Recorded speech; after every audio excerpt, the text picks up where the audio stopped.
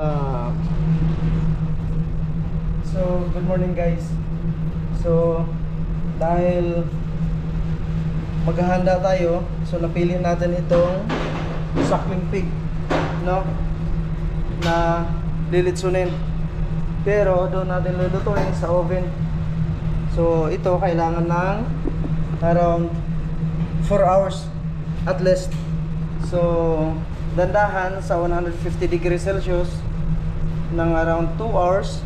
Tapos ating palalakasan after 3 hours. So maging 180 hanggang pagkaluto na, doon natin 300 degrees Celsius yung ating temperatura para magiging crispy. So mamaya tingnan natin kung ano kalalabasan. Sana hindi masunog. So yan, no? So may dadagdag pa tayong mga konting yaw-yaw. So isasama natin mamaya sa video. So yan guys, no?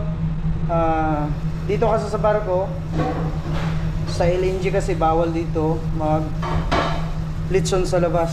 So gas ship kasi, kaya ano, bawal. So guys, mamaya idagdag natin yung ibang video. So yan na guys, no? Yung ating suckling pig. So in-oven na natin. So guys, luto na yung ating litson. So yan yung kalalabasan guys, no? Yung ating litson sa oven.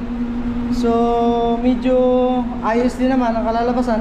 Pero ito guys, babalik na rin pa natin. Mga 10 minutes ay luto na.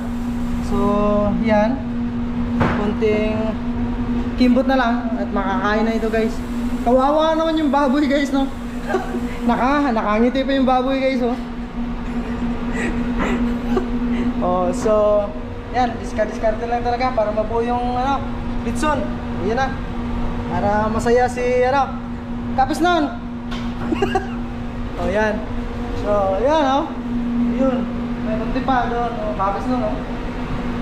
So, yan. Baliktarin na natin guys. So yan na yan guys, no? So ito yung paraan namin, paano namin mabuo yung litson dito sa barko. Kasi bawal nga sa labas. So ito na.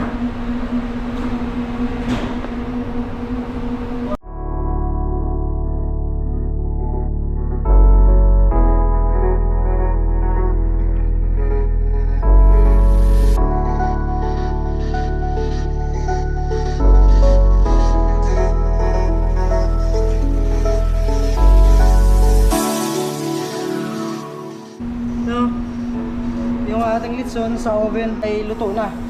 So yan. Kawawa naman yung baboy guys, no? Oh, yan, oh. Yun.